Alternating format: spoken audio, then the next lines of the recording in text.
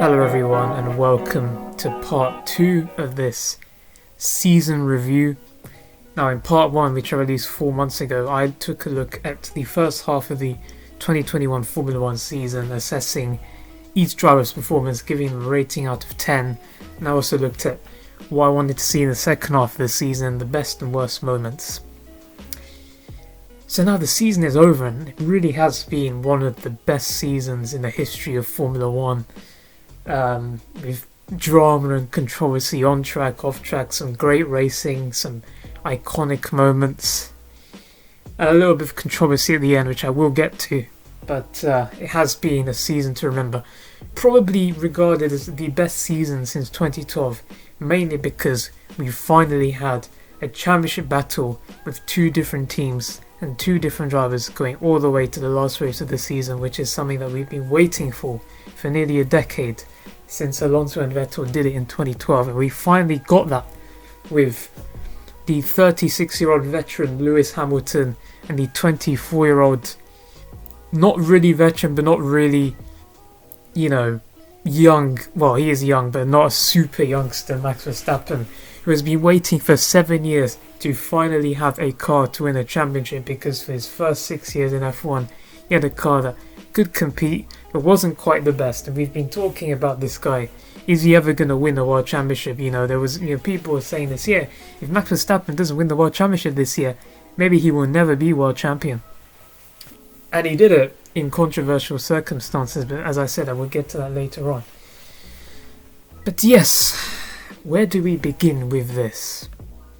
Well, to refresh our minds, let's take another look at the final results of the 2021 World Championship. So Max Verstappen takes the championship in the last race of the season, on the last lap of the season, with 395.5 points, just 8 points in front of Lewis Hamilton, the 7-time world champion, in second position.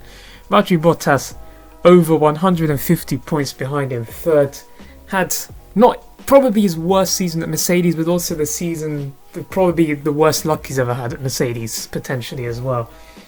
But now we have Perez in 4th, who many people said was going to potentially beat Bottas this season. He didn't really do that, and only in the second half of the season did he finally string some good results in. Carlos Sainz in 5th. No one really ever thought he was going to beat Charles Leclerc, but he did in his first ever season at Ferrari, having to adapt to that new car, and he actually managed to outscore him. Had the better luck overall, but still, to outscore Charles is phenomenal achievement. And on to the Constructors, and Mercedes winning their 8th consecutive Constructors' Championship.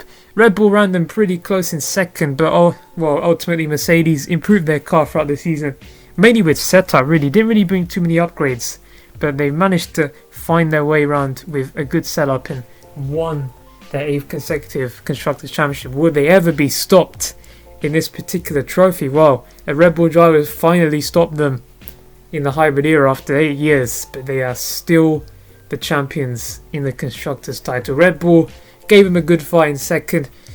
Ferrari, much improved season compared to the previous season. 2020 was a disaster, so to get there in third, massive result for them and a good recovery. McLaren continuing their upward trajectory of scoring their highest points tally since 2012 and scoring their first win since 2012 as well there.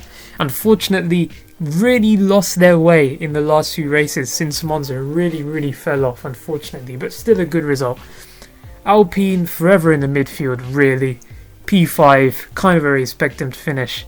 Both their drivers were solid, picked up points consistently throughout the season, but not really much other than the 2 podiums they had. AlphaTauri, a car which many people thought was very good in pre-season testing, really was one of the standout cars. People were maybe thinking, are they going to be in the fight with Ferrari and McLaren? And maybe they could have been, but unfortunately only one of their drivers used that car to their fullest potential. Aston Martin, really nerfed by the regulations for this year, making the floors smaller, which ultimately took away a lot of the grip we had last year. Now, if you copy someone else's homework and you don't really know how you did it, well, you can't really fix a problem if you find one. So that's really Aston Martin's problem. Williams, really improved season with 23 points. Okay, many of them came from the race at Spa, which, well, we'll get into that later on. But still, 23 points, it's a big improvement compared to what they've done in the past 3 years. So fair play to them. Under new ownership as well, of course, since the middle of last season. Alfa Romeo. Maybe a better car than the Williams, but unfortunately Giovinazzi really did not deliver on the Sunday. His teammate did score some points, but Gio, 3 points across 22 races, not the best result. And Haas, what can we say about Haas, really?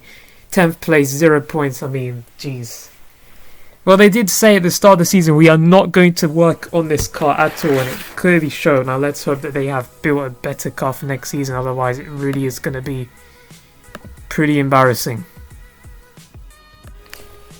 Well, now it's time to get into the most interesting part of the video. And in my previous video, I ranked every F1 driver in terms of performance and gave them a rating out of 10 based on the first half of the season, which comprised of the first round of the season in Bahrain all the way to the 11th round of the season in Hungary. And what we're going to do now is look at the second half of the season and rate each driver's performance, kind of looking more at the second half, but this is more of an overall rating of their whole season, considering all 22 races. And we're going to again give them a rating out of 10 and also compare them to what they were previously rated in my last video. So, coming at number 20, and this is no surprise, with a 1.5 out of 10, it's Nikita Mazepin. So there isn't really much difference here in this ranking. In my previous video he was still last, but I gave him a 2 out of 10, kind of giving a bit of a benefit of the doubt considering this was his rookie season and he was in a Haas car which was an absolute shopping trolley and had no right to be on the grid really. So there wasn't much for him to aim at other than beat his teammate Mick Schumacher. He didn't really do that in the first half of the season, and he continued to not do that in the second half of the season, and I kind of got a bit fed up with him, which is why I've downgraded him by 0.5 and given him a 1.5 out of 10. Now I could have even put him 21st because that's actually where he finished in the Drivers' Championship, because of course Kimi Raikkonen getting COVID meant that he had to take a few races out and was replaced by Robert Kubica, who actually put in a fairly solid job in Alfa Romeo considering he hadn't driven an F1 car in anger since the end of the 2019 season. So he was able to get in the car and put in a pretty solid performance in Alfa Romeo, doing enough to, he finished 14th, 15th in his 2 races, and he did enough to finished above Nikita Mazepin in the standings, so you'd think Nikita Mazepin, having done every race of the season, surely could at least beat a part-time driver, but he didn't even manage to do that, so it's not been a good rookie season for him. I guess a couple of highlights for Nikita include setting the fastest lap of the race in the Belgian Grand Prix, but of course it didn't count because it was under safety car. We all know what happened in that race. It was a bit of a shambles really. But yeah, that was pretty much his only highlight of the season. He looked very chuffed with himself in the post-race when he was smiling at the camera. Look how great I am, setting fastest lap in a Haas. I'm the greatest driver ever. That was his one notable highlight of a fairly dismal season. Qualifying performances, particularly in the second half, were very wildly inconsistent, ranging from qualifying only a couple of tenths behind Mick Schumacher in some races to qualifying 1 or 2 seconds behind Mick Schumacher in other races. So qualifying is definitely something he needs to work on to try and at least be more consistent. I'm not asking him to beat Schumacher all the time, just be a bit more consistent and closer to his teammate more often. And in the races, really he only beat Mick 3 times in a race for the entire season, and got to bear in mind, there were a few DNFs from both drivers, some of which were not their fault for the whole season, but where both cars finished 3 times, it's not a great record. Nikita Mazepin has a lot to work on, an awful lot to think about for next season, but hopefully he has built him a better car, because he didn't really have much to work for this, last season. And in P19, with a 3 out of 10 is Mick Schumacher, and not much to say here really. I mean, Is it his fault that he's down in P19 with a 3 out of 10? No, not at all. The Haas is a shopping trolley, and he couldn't really compete with anyone else. He was just languishing down the bottom of the grid because his car wasn't quick enough, and the only job that he had this year was to beat his teammate, and he did that with flying colours. He out qualified him, pretty sure, every race this season, I think, if my memory doesn't fail me, and some of those quali laps range within a few tenths faster than his teammate to a few seconds faster than his teammate. So definitely had a pace advantage over Mazepin, but there wasn't much else he could do other than qualify and finish ahead of Mazepin, and that's exactly what he did for the most part. I think Nikita only really managed to finish ahead of Mick in 2 or 3 races. So yeah, I mean, Mick, he came into the season as reigning Formula 2 champion, obviously, because if you win the Formula 2 championship, you can't do another season there, you have to move. So all he could really do was progress to F1, and it's a season of experience. He's got some experience under his belt now, so hopefully he'll have learnt something this year, or last year, and carry it into 2022. But really, there isn't much he could have done other than beat his teammate. Like, it's a Haas, it's an uncompetitive car. I can't really give him a higher rating than 3, but I can't give him a low rating than 3. He did a job. There isn't much to say. He beat Mazepin, and I guess it's time to move on to number 18 on the list. And now a driver who was P17 on my list after the mid-season and is now P18 on the list after the end of the season, also with 3 out of 10, is Antonio Giovinazzi. And what can I say about this driver? Man's just here, innit? Like, beautiful head of hair, really, really lovely, great hair, really beautiful lines and mane he's got there. That's probably the most exciting thing I have to say about him. Probably the most anonymous driver on the grid for the past 3 years. Always tended to show some promise in qualifying. Usually got the better of Kimi in qualifying. But in the races, Kimi usually finished ahead of him.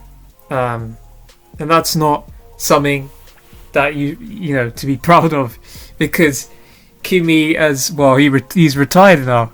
He retired at the end of last season. He was 42 years old or something like that, 41, something like that. So when you're in your mid-20s or your late 20s, or however old Giovinazzi is, I believe he's 27 or 28, something like that, you really should be beating someone who's on his way to the old people's home.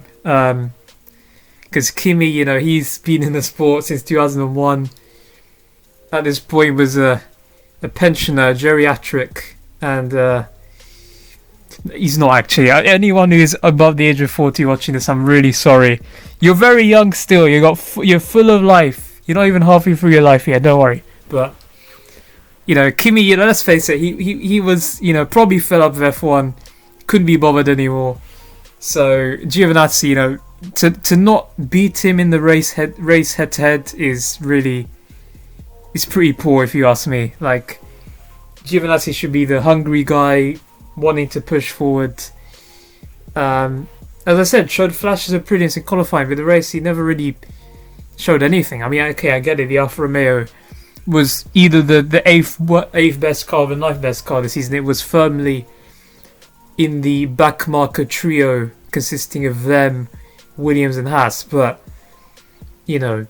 try and at least show something. The only job Giovinazzi had really was to beat Kimi. And I think it was a realistic goal, as I said, because Kimi is, on his way to retirement.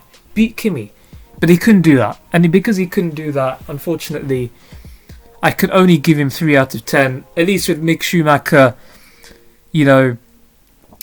his car is bad and he's a rookie. So, and he beat his teammate. So I can't really, criticise him much. But Giovinazzi, come on. This is your 3rd season in F1. You surely should have started beating Kimi by now. So it's 3 out of 10. It is what it is. He's not in F1 anymore. He's gone to Formula E, and I think it's probably a better place for him, really. So yeah, he's number 18. No, number 17. No, number 18 on my list. Jeez, I'm confused. P17 in my end of season rankings is Timo Glock. Oh no, wait, it's not 2008 anymore. My bad. Is Nicholas Latifi, who has actually improved in the second half of the season, as I am giving him 3 out of 10 in my end of season ratings, compared to the mid-season ratings where I gave him 2.5 and he was P19 on the list. So fair play to Nicholas. Now, of course, his teammate is the very highly rated George Russell, who everyone keeps banging on about as the future of Mercedes and someone who's going to win world championships. Now, of course, George Russell blew Nicholas Latifi away in most qualifying sessions. Latifi only out-qualifying Russell 3 times, I believe, in the 2021 season, and had gone a very, very long streak of consecutive races of never out-qualifying Russell in any session. So when he did out-qualify Russell for the first time, it was a big surprise. So definitely not a strong suit for Latifi's qualifying. Although, having said this, he did show some improvements, particularly in the second half of the season where he finally picked up some points. His first points of his F1 career. And generally looked a little more comfortable in the car, I would say. He's still here because his dad is rich. Michael Latifi, I'm pretty sure, is bringing a lot of money to Williams and has a few of his sponsors on the car. So if F1 was a pure meritocracy, Nicholas Latifi would be nowhere near the grid and it would be in Formula E like Giovinazzi.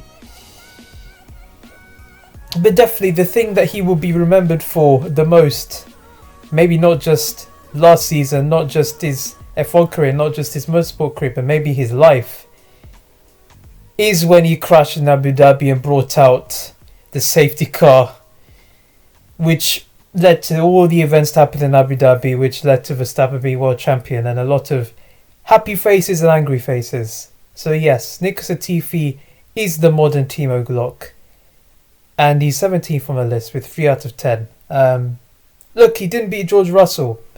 But you know, George Russell apparently, according to some people, is very good. So if he didn't beat George Russell, maybe it's not such a big deal. But he has some improving to do. And next year, he better bloody beat Alex Albon, because Latifi is going to be the team leader in the Williams team now, considering that he's had 2 years in that Williams team. And Alex Albon, having spent a year out of Formula 1, coming back into Formula 1, will have to get accustomed to the F1 lifestyle again, and will also have to get accustomed to this brand new Williams team. So if Nicholas Latifi does not beat Alex Albon in 2022, it's not going to be a good look, considering how Alex Albon is not exactly highly rated after his fairly mediocre 2020 season. But anyways, time will tell how he does in the future. P16. With a slight improvement in his rating compared to the first half where I gave 3 out of 10, I'm going to give him 3.5 out of 10 now, is Kimi Raikkonen, the driver, the most experienced driver in the history of Formula 1 with 350 odd starts and 20 years in Formula 1.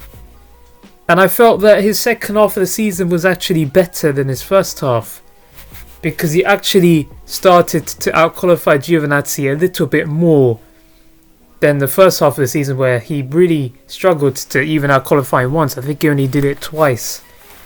Whereas the second half of the season, he was closer to Gio and out-qualified him a bit more often.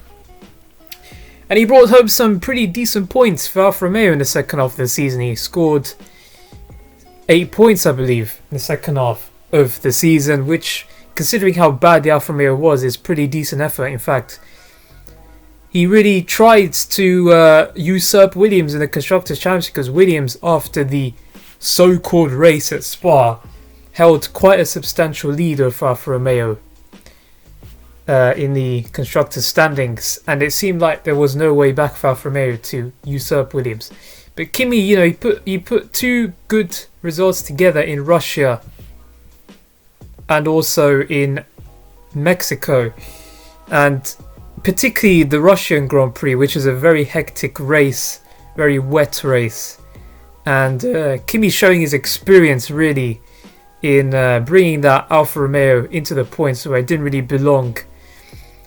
And also all this despite actually missing 2 races in the second half season because he had COVID and the Kubica had to step in for a little while. So, Kimi, I feel like he's ended his career fairly strongly, beating his teammate Giovinazzi, his much younger teammate. And, happy retirement, Kimi. He's had a great career. He's world champion, 20 plus race wins, 100 plus podiums. He's built a bit of a legacy for himself, a bit of a cult status as well because of his personality, which I'm sure many people will miss. I, for one, don't really have an opinion. I don't particularly miss or not miss Kimi. He's retired, it is what it is. I'm sure a lot of people feel much more strongly than I do. But happy retirement, Kimi. And good luck with the next chapter of your life. And in P15, which is the same position that he was in after the first half of the season, so he hasn't moved up any high or any lower for me. But I've bumped his score up a little bit from 3.5 out of 10 after the first half of the season to a 4 out of 10 for his overall season is Yuki Tsunoda. Now, of course, Yuki coming into the start of the season was under a lot of pressure because a lot of fans and even F1 personnel had high expectations for Yuki, and which led to a build-up of hype and anticipation of what this young Japanese driver could do after his pretty good F2 season in 2020, where he nearly finished second in his rookie year, it has to be said, in the championship, losing only to Callum Ilott by 1 point and Mick Schumacher, who was the series champion. So of course, coming to the season, people expecting Yuki to do very well and maybe become the best Japanese driver we've ever seen in Formula 1. Of course, Ross Brawn himself, who is a big figure in F1 with high credibility, said Yuki Tsunoda is the best F1 rookie we have seen in years, after Yuki's pretty good drive in Bahrain, which is his debut at the start of the season. And those are very strong words from Ross Brawn and an awful lot of pressure to be placed on a young man like Yuki. Unfortunately, after all the hype we gave Yuki in Bahrain and all the praise, unfortunately his season took a nosedive really, and as we know, in the first half of the year he drove very poorly, crashed out several times, particularly in qualifying, which obviously gives AlphaTauri a huge repair bill, and never really got grips never got to grips with the car, and never was a match for Pierre in the first half of the season at all really. Pierre was comfortably beating him. Of course, Pierre knows the team inside out because Pierre's been with the team for a good number of years now, and he knows what he wants from the car, and the engineers know what Pierre wants from the car, and they've worked very closely together and they know each other very well. Whereas Yuki, obviously, his first year in the team, not really knowing the engineers, not really being able to work together with the engineers because he is a rookie and he has a very limited amount of knowledge of an F1 car because he is a rookie, so he needs that experience. So understandable, but of course Pierre was always going to have the upper hand with his experience and knowledge of the team. But even despite that, you would think after all the hype that Yuki received after his brilliant F2 year and his pretty good Bahrain drive that he would at least beat Pierre a solid number of times, but he never out-qualified Pierre Gasly at all in the entire season, other than the very last race of the season in Abu Dhabi was the first and only time that Yuki out-qualified Pierre. And in the entire season only outraced him 3 times. So a very poor record for Yuki and a poor season for someone who Ross Brawn said at the start of the year was the best rookie F1 has seen in years and would have brought a lot of attention to Japanese motor racing, but unfortunately it wasn't ready to be because he struggled for the whole year. However, I must say that what gives me encouragement about Yuki is the fact that Abu Dhabi, which was the last weekend of the season, was by far his best weekend of the year because he out-qualified Pierre and he outraced him and he nearly got a podium in an AlphaTauri. It was a brilliant weekend from Yuki from start to finish. So it shows that Yuki has potential and he can put a performance in if he can just get to grips with himself and the car and the team. I still believe he can do something for 2022. But obviously Red Bull AlphaTauri didn't have too much confidence in Yuki, and they even told Yuki to move to Italy. So Yuki had to move to Italy to work closer with the AlphaTauri team, because obviously AlphaTauri is an Italian team. Their base is in Italy, so Yuki moving to Italy to work more closely with the team. Of course, you know, considering Yuki's Japanese, there must have been a bit of a language barrier as well compared to Pierre. Pierre has an advantage in the sense that his English is very good, so probably has a better understanding with his engineers of what he wants, whereas Yuki, obviously a bit of a language barrier, having to learn a new language, because English is not his first language, Japanese is his first language, so having to learn English rather, there was a pretty big language barrier, which again maybe hindered his season a little because he wasn't able to communicate with his engineers perhaps. I mean, I don't know, I'm not there in the garage, so I don't know what goes on, but that's a plausible theory, I would say. Obviously not Yuki's fault at all. You know, having to learn a second or third language is quite hard and quite admirable if you're able to do such a thing. And Yuki's English improved throughout the year, I would say. He's done a good job regarding that, but obviously a bit of a disadvantage in a way. So that's another thing which isn't necessarily his fault, that could have hindered him a little bit. But he had to move to Italy to work closer with the team, which I'm sure helped him, because I would say he generally crashed less in the second half of the season, did Yuki, compared to the first half. I thought his driving was much cleaner in the second half, and as I said, in Abu Dhabi, his last race of the season, he was brilliant. And I hope that gives Yuki confidence for 2022, because I think, you know, there's talent there, and I'm sure you can still find it. But I still stand by the fact that I do think an extra year in F2 for Yuki, just to hone his skills a bit, would have done him some good for all parties involved, you know. For Alex Albon to get an extra year in AlphaTauri to try and see who's better between him and Pierre, and Yuki being an F2 for another year, I think would have been a great option for Red Bull if they wanted to go down that path.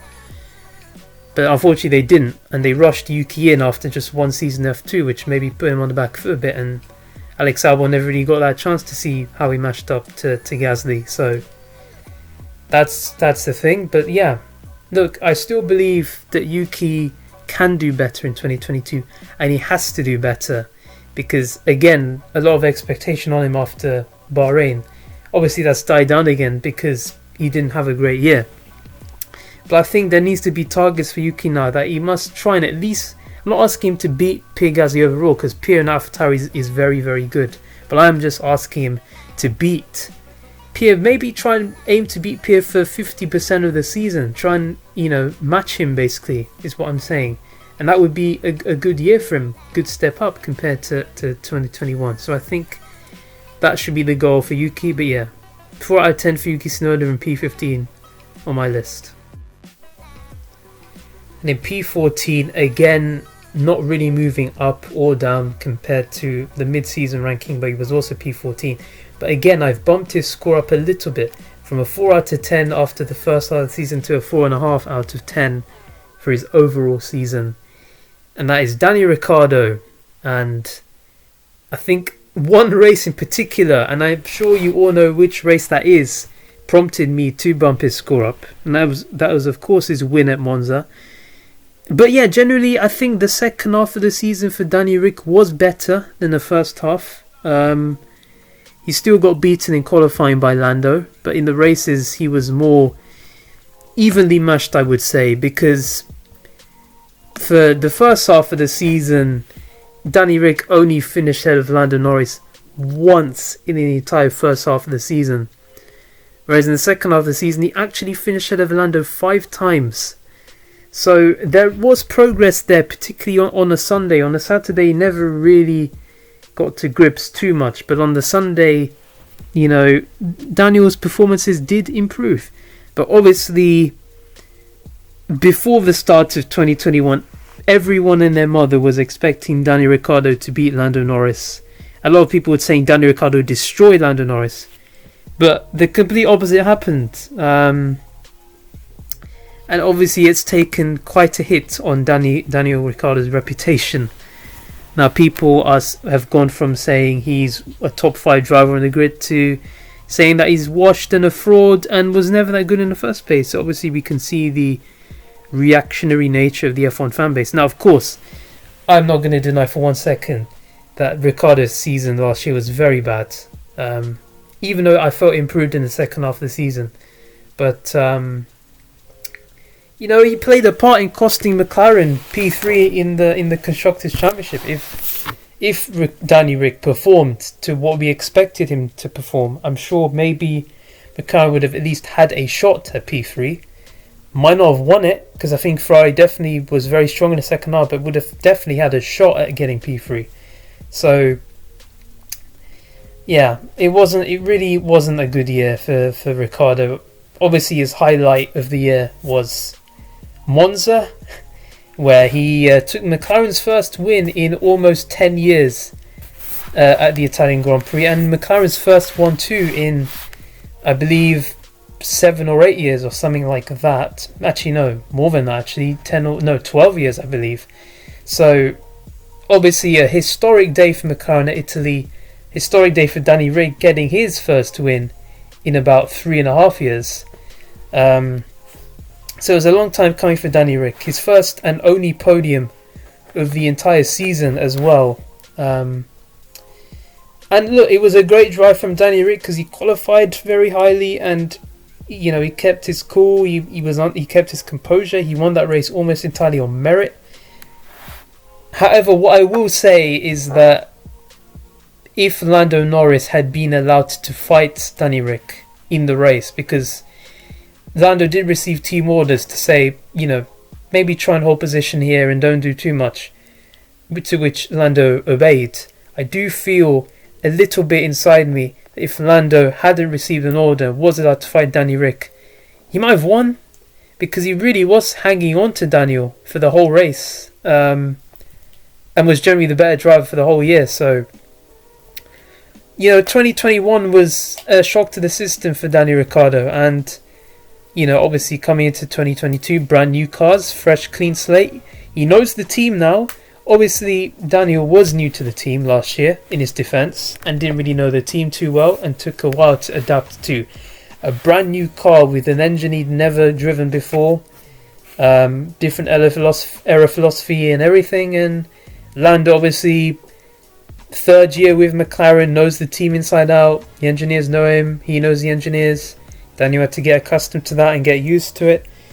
So that was obviously played into Lando's favour. But then again, you look at someone like Carlos Sainz, who I'll get into later, barely took him any time to adapt to his team. And he performed very well. So can you really use that as an excuse for Daniel? Particularly because Daniel's a very experienced driver at this point. 200 Grand Prix under his belt, 210 to be precise. He needs to do better this year than Ricciardo, because I'm pretty sure he's also being paid a lot of money by McLaren and by Renault previously to put in these performances that we know we all know he's capable of. So to lose to Lando by a very sizable margin, about 45 points to his teammate in the end, was pretty poor.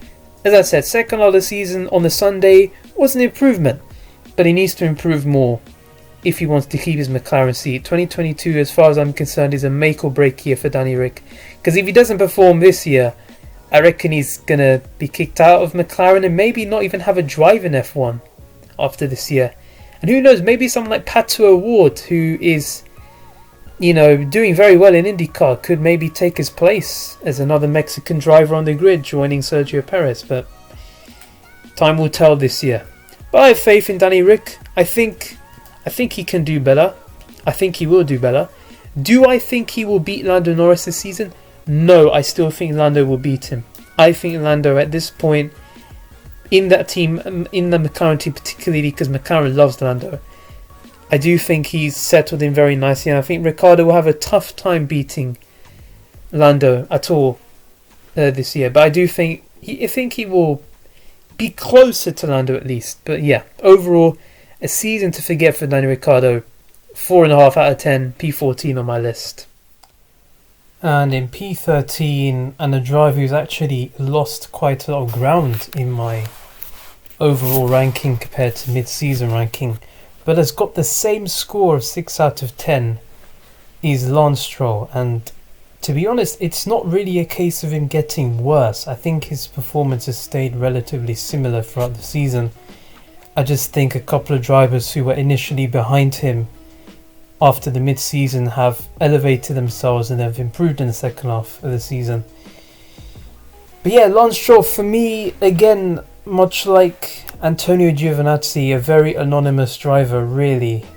Never really had any spectacular highs and not many spectacular lows either, apart from when he crashed in Hungary. That was quite funny on lap 1, along with Bottas. But apart from that, I guess a fairly consistent year. You know, he was there or thereabouts in most of the races, picked up 9 points finishes, more than his teammate Vettel.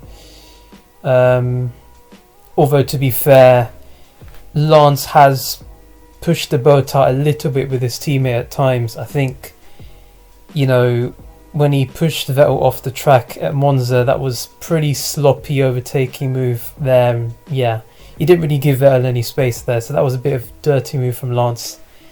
And again, in Russia, it seems like he didn't even see Vettel at all. So really a lack of awareness shown there, where he kind of just moved under braking and just hit Seb when Vettel was trying to go around the outside. So he has had a couple of run-ins with his teammate, has Lance, this year, which maybe has helped him in the points battle, I guess. But yeah, I mean, ultimately he wasn't too far off Vettel. When you consider Vettel was a 4-time world champion and it's the 3rd most successful driver ever, you think, you know, Stroll would be massively behind. But I don't feel he was massively behind. I think he was fairly close to Seb overall and had a average season, honestly. Like, for most of the year, you barely saw him. He didn't really have a single standout moment, really. It's the problem with Lance Stroll, you know, he's just average. Like, he's not bad, he's not good, he's just okay. And I feel like this is his ceiling now. I think, let's say the first 3 seasons, I think, is when you do your most improving. And then from the 4th season onwards, I don't feel you can do much more from there. And this is what, 17, 18, 19, 20, 21. He's had 5 seasons in F1 now as Lance Stroll. And I think this is probably what he's going to be like for his whole career. Which I guess is fine. I mean, you know, there's worse drivers on the grid. Latifi's worse than Lance. Mazepin's worse than Lance. Yeah, there's a couple of drivers who are worse than Lance Stroll, but he's just mid. He's not bad. I'm not going to say he's bad. He's just anonymous. So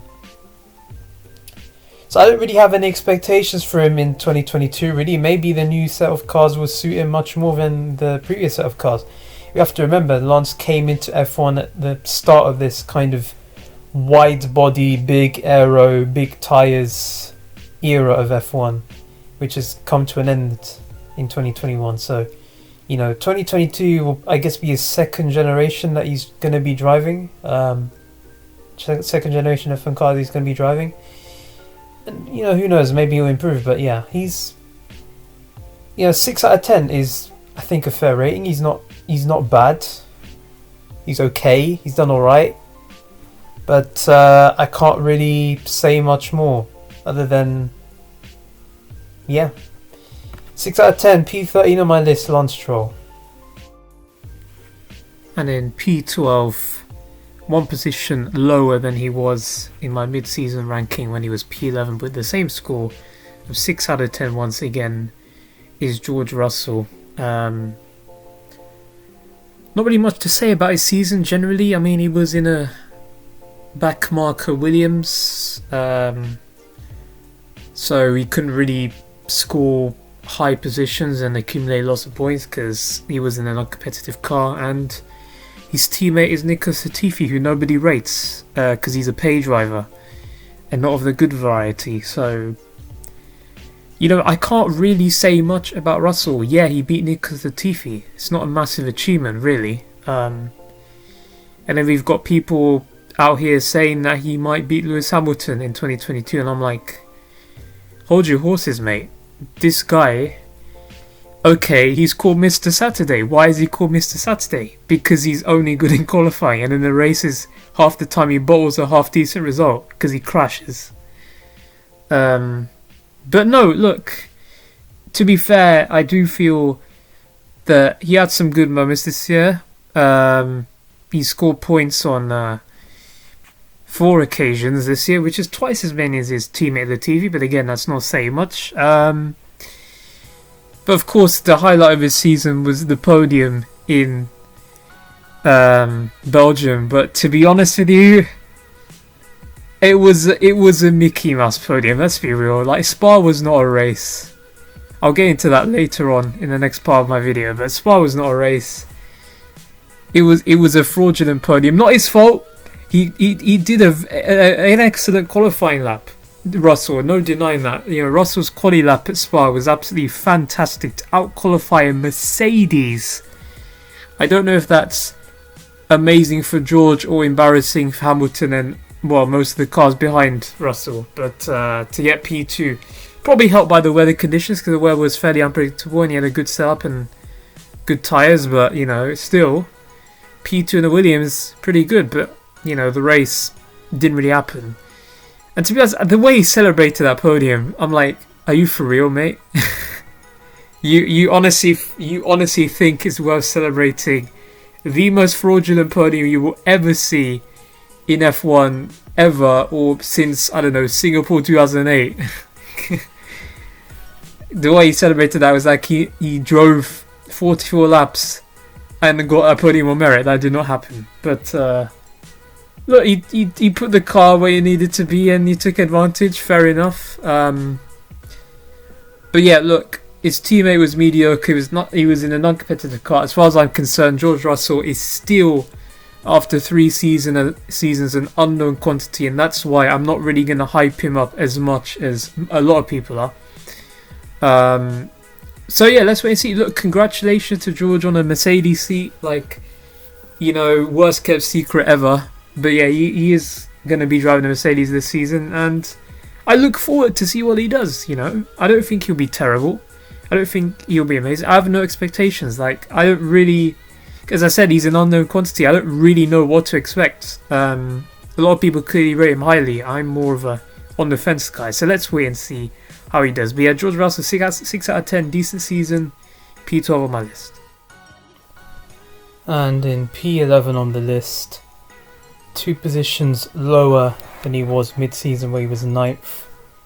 And with a slightly lower score of 6 out of 10 compared to 6.5 out of 10 in the first half of the season, is Sebastian Vettel.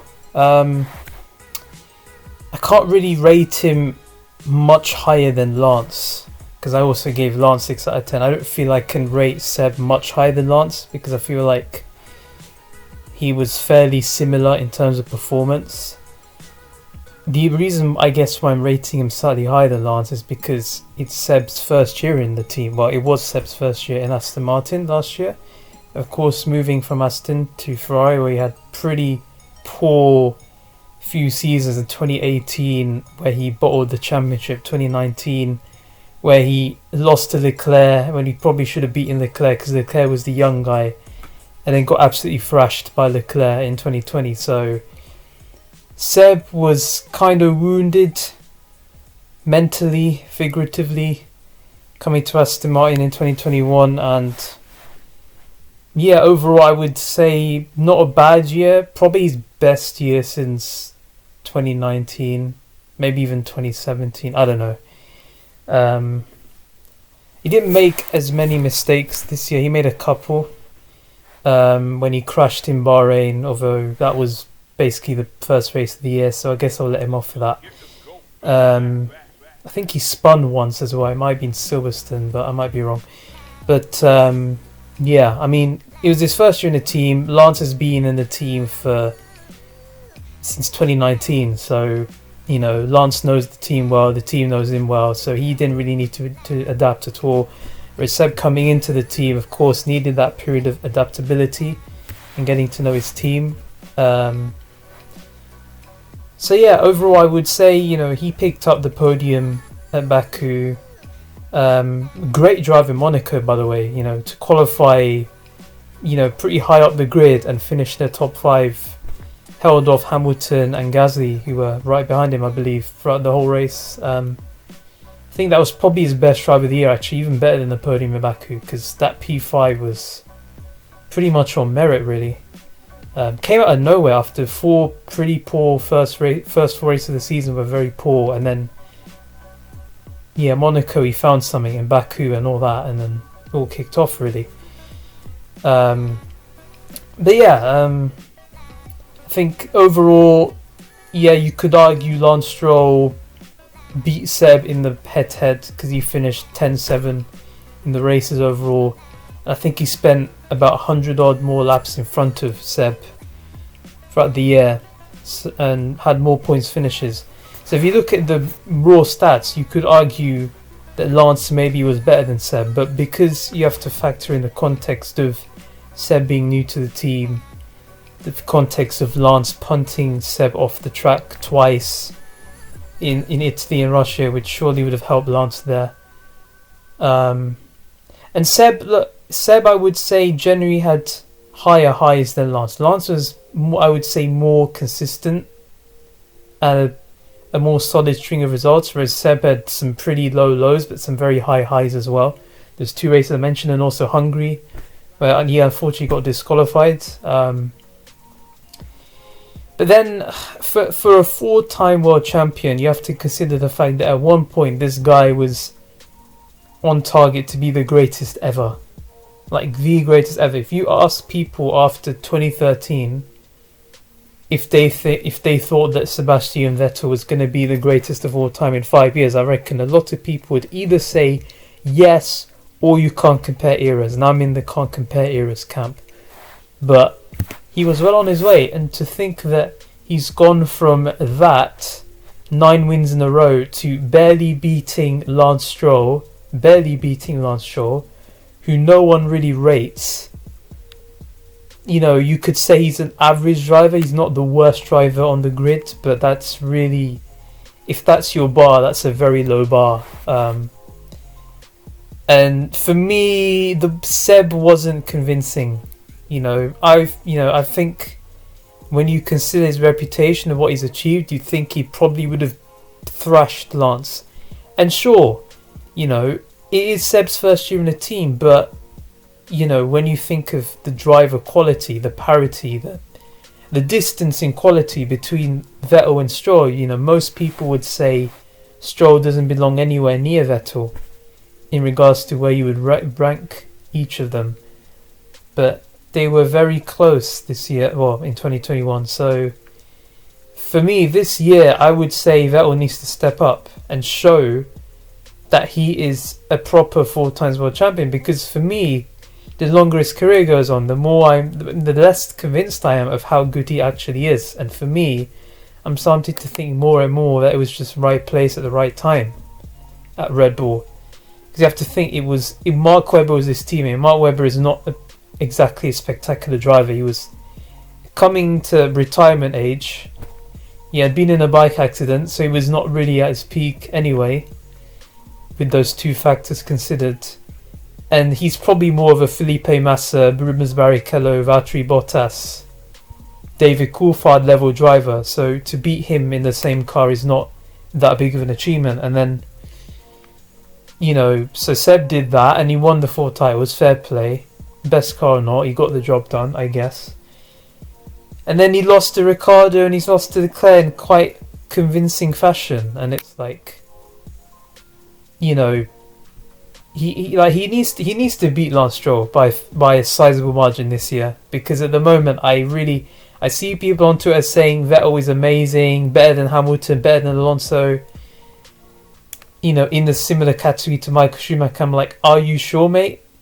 because none of the other drivers I've mentioned have ever lost to teammates in such a fashion, or have fallen off in such a fashion. So for me, Vettel needs to do better. So for me, yeah, P11 on my list, 6 out of 10, Seb Vettel. Moving on. P10 on my list, just making it in the top 10 with a 6.5 out of 10, is Sergio Perez. When you look at the hype that Sergio was receiving coming into the 2021 season, because he was off the back of a really good 2020 season where he basically had to drive to save his career, because obviously Vettel coming into the Aston Martin team, of course they were never going to get rid of Lance Stroll because Lance Stroll's father owns the team. So of course Sergio Perez is going to be the one to lose a seat. Many people thought it was unfair and harsh, and it just shows that money matters more than anything else in F1, which kind of always has really. But because of that, Sergio had to drive the wheels off that Racing Point, and he really did drive the wheels off that Racing Point. He went on a very, very consistent run of points finishes, including 2 podiums, one of which was a win at Sakir, and coming from the back at one point to win. It was a fantastic drive. Obviously needed a bit of help from Mercedes blunders, but still a great drive. So obviously coming into 2021, when he was announced at Red Bull, people were just over the moon, thinking Sergio Perez has finally got that top seat that we've all been saying for a good 5, 6, 7 years. Sergio Perez deserves a top seat. He's finally got it. So a lot of people, I don't think many people expected Perez to be Max Verstappen in the same car, because that Red Bull team, that is Verstappen's team. Now you might as well change the team name to Max Bull, because that team is Verstappen's team all over. So I don't think anyone expected Perez to beat Max, or even to get anywhere near, and he didn't really. Like he basically didn't get anywhere near all season. It was a thrashing that Max gave Checo, but I'm not gonna give Checo too much stick for that, because Max is one of the best drivers on the grid right now, and he's extremely talented, and it was always going to be a tough ask for Perez to beat him. But when you consider how much hype Perez received before the season started, and how many people were saying, oh, Perez is going to beat Bottas, he's going to absolutely beat Bottas, he's going to get so many podiums, and he's going to show us that he's way better than Gasly and he's way better than Albon, and he's gonna step it up. And I'm not sure that really happened. In fact, I feel quite disappointed overall with this season. I feel like I'm being generous, giving him 6.5, to be totally honest with you. But you know, when you consider how good that Red Bull was, like that Red Bull is a championship winning car, for Perez to only score 5 podiums in that car all season. And granted, he has been unlucky. In Abu Dhabi should have been a podium, so that would have been like 6. But when you look at how good that Red Bull is, the bare minimum for me, for Perez in 2021 should have been 10 podiums. If you got at least 10 podiums, I would have been like, okay, that's a solid around 50% of the season he's been on the podium. Fair enough. But to only get 5 podiums, maybe 6 if he was a bit luckier, it's not convincing. And he's made a few silly errors this year. Now, I've already spoken about Bahrain and Silverstone in the first half of the season. But then in the second half of the season, he also made a mistake at Spa. You know, where he crashed before the race even started, which was a very poor mistake. So, but the reason why I'm giving Perez a slightly higher rating of his overall season is because I felt he did show what he was hired for at some points in the second half of the season. obviously he went on a string of 3 consecutive podiums, and it was a great string of races there. You know, at Mexico, his home race, getting a podium, he must the crowd must have given him a massive boost. I know how much he loves his home country, and to get a podium in Mexico was brilliant.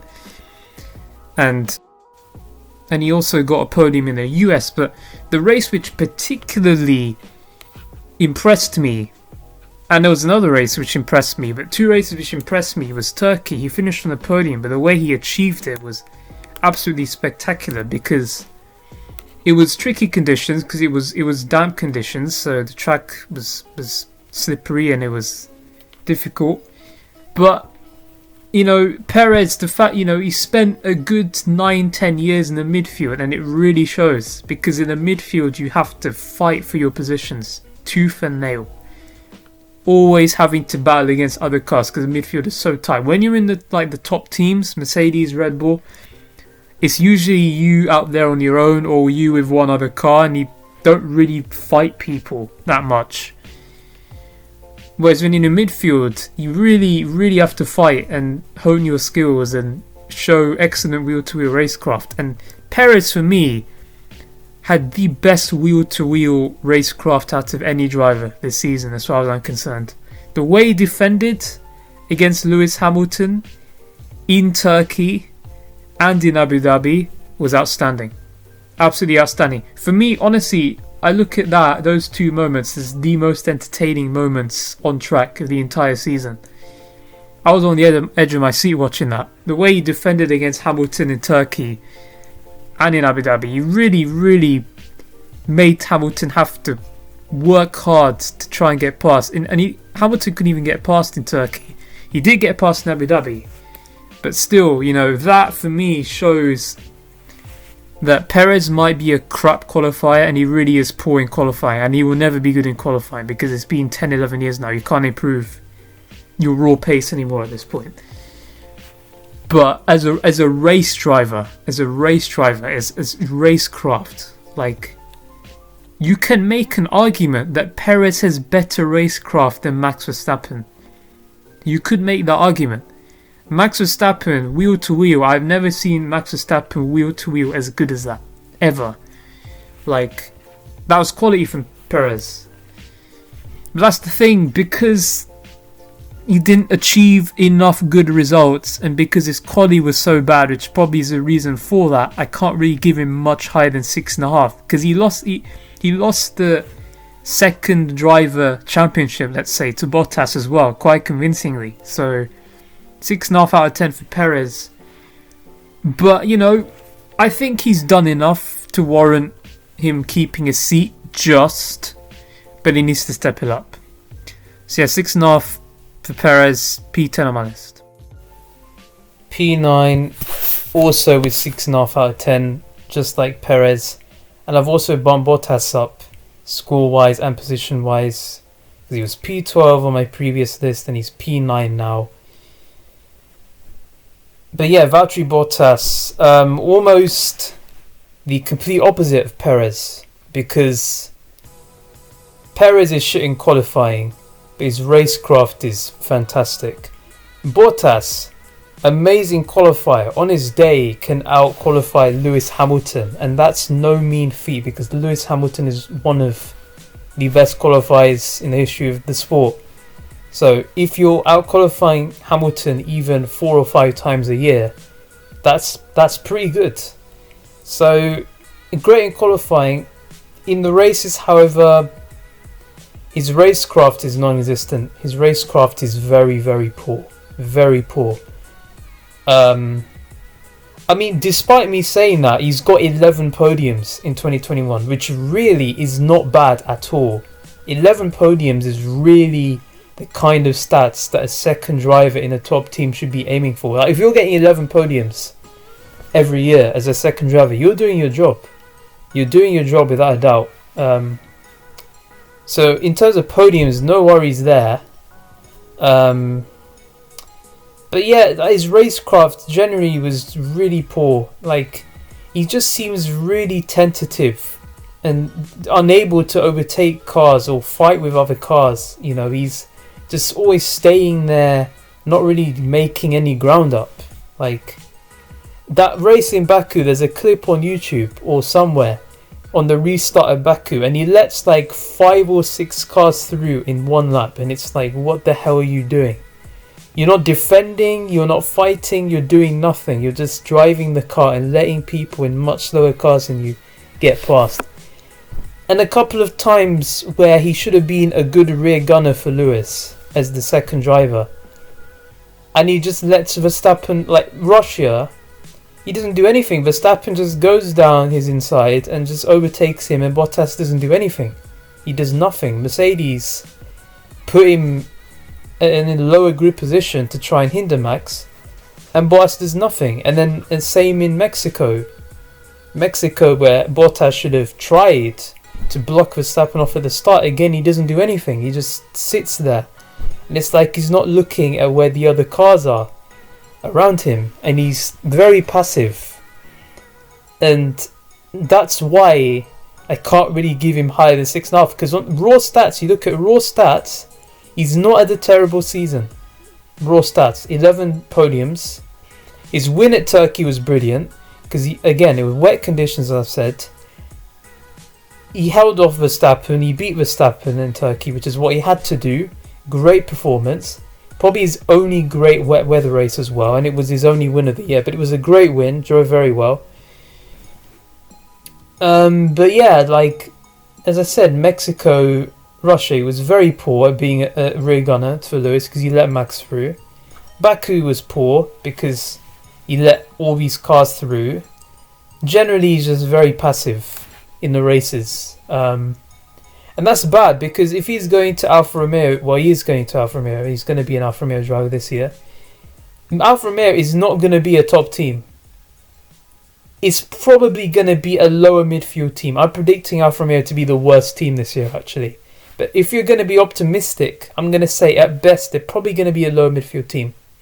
And if you're a midfield team, you need a driver who is willing to push the boat out and really show other drivers who's boss, and not barge them out the way, obviously, because that would be dirty driving, but fight for your positions. Bottas is not showing any signs of being capable of fighting for positions, so he really needs to improve his racecraft. Qualifying, he's going to be fine. I'm sure he's going to put that Alfa Romeo into Q2 several times, maybe even Q3. I have no doubt about that. But in the races, like, man, he needs to man up on the Sunday. Rich of me saying that. I'm just sitting in my armchair saying that. I'm a nobody, but yeah, I really like Valtteri. He's a really lovely guy, and I really want him to do well, and I want him to prove me wrong and prove everyone wrong. Because people on Twitter making fun of the guy, and I kind of feel sorry for him, because he's not that bad of a driver, but he just needs to be more aggressive and show all the other drivers who's boss, because that's what he's going to need to do in the midfield this year. So yeah, P9 for Valtteri, 6.5 out of 10. And P8 on the list, which is same as mid-season and same score as mid-season, 6.5 out of 10, is Esteban Ocon. And 6.5 might be a bit of a harsh rating, because honestly I felt like he had a very solid season. You got to remember his teammate is 2-time world champion Fernando Alonso, one of the best drivers in F1 history. But of course you have to remember the fact that Esteban is in his second year at Renault, so he's a bit more gelled in with the team, whereas Fernando, obviously coming in from a 2-year break out of the sport, so he was always going to be a bit rusty. So I guess that made it a little bit easier for Esteban to keep up with his more accomplished teammate, but he wasn't far off. You know, he had very consistent string of points finishes, very evenly matched in the race head-to-head, very evenly matched in the qualifying head-to-head. And yeah, a very, very solid, safe pair of hands. Esteban Ocon, to me, reminds me very much of Nico Hülkenberg, except he has podiums. You know, he's a reliable, safe pair of hands you can rely upon to score a good haul of points every race, finish there or thereabouts. a good midfield driver to have is Esteban Ocon, in my opinion. But unfortunately, I don't really see him as much more than that. For a while, he was touted as someone to eventually take a Mercedes F1 seat, particularly when he was at Force India. But if you're struggling to beat Sergio Perez, who is very good, but as we've seen with how he performed against Max in 2021, not on the elite level, Esteban Ocon wasn't really able to comfortably beat him. In 2017, he lost the battle clearly. In 2018, he actually, you could argue, performed better than Perez, but just had the worst points haul because there was a few races that went Perez's way and a few that didn't go Esteban's way. But, you know, yeah, I mean, say Perez only finished 7 points behind Alonso in the end, I believe. So yeah, 74 points I believe Esteban got compared to Fernando's 81. So probably the closest teammate pairing on the grid. So yeah, you know, fair play to Esteban holding on to a Fernando Alonso. I still believe is performing pretty well for his age. I don't think he's declined that much. I think he's still performing quite well.